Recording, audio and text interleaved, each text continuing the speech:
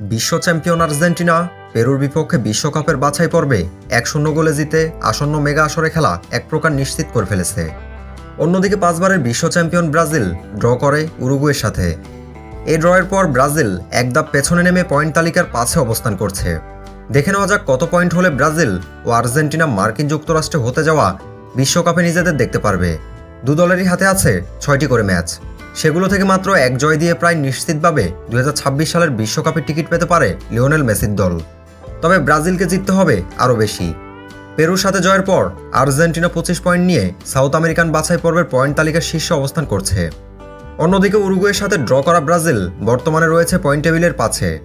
সেক্ষেত্রে হাতে থাকা ম্যাচগুলোর 3টি জিতলে ব্রাজিলও নিজেদের নিরাপদ ভাবতে পারে। 2026 সালের বিশ্বকাপের জন্য মূল পর্বে দক্ষিণ আমেরিকা থেকে আরও 2টি দল যোগ হওয়ায় এবার কম পয়েন্টেই যোগ্যতা অর্জন সম্ভব হবে। পূর্বের আসরগুলো বিশ্লেষণ করলে দেখা যায় সাধারণত 27 পয়েন্ট অর্জন করলেই দলগুলো নিশ্চিতভাবে যোগ্যতা অর্জন করেছে। পূর্ববর্তী আসরগুলোর পয়েন্ট বিশ্লেষণ: 2002 27 পয়েন্ট নিয়ে ষষ্ঠ স্থান দখল করে কলম্বিয়া। 2006 24 পয়েন্ট নিয়ে ষষ্ঠ স্থানে থাকে কলম্বিয়া। 2010 23 পয়েন্ট নিয়ে ষষ্ঠ স্থানে ইকুয়েডর। 2018 26 পয়েন্ট নিয়ে ষষ্ঠ স্থানে চিলি।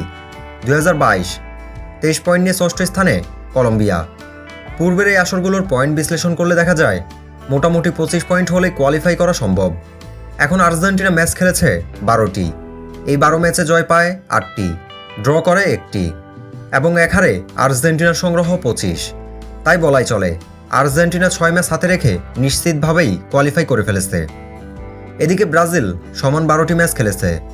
এই 12 ম্যাচে জয়লাভ করে 5টি, ড্র করে 3টি এবং 4 হারে ব্রাজিলের সংগ্রহ 18। এখন কথা হলো ব্রাজিল কি কোয়ালিফাই করতে পারবে? ব্রাজিলের হাতে এখন 6টি ম্যাচ আছে। এই 6 ম্যাচে ব্রাজিলের মিনিমাম 3টি ম্যাচে জয় লাগবে, অন্যথায় ব্রাজিলের জন্য দুঃসংবাদও হতে পারে ম্যাচগুলো শেষে।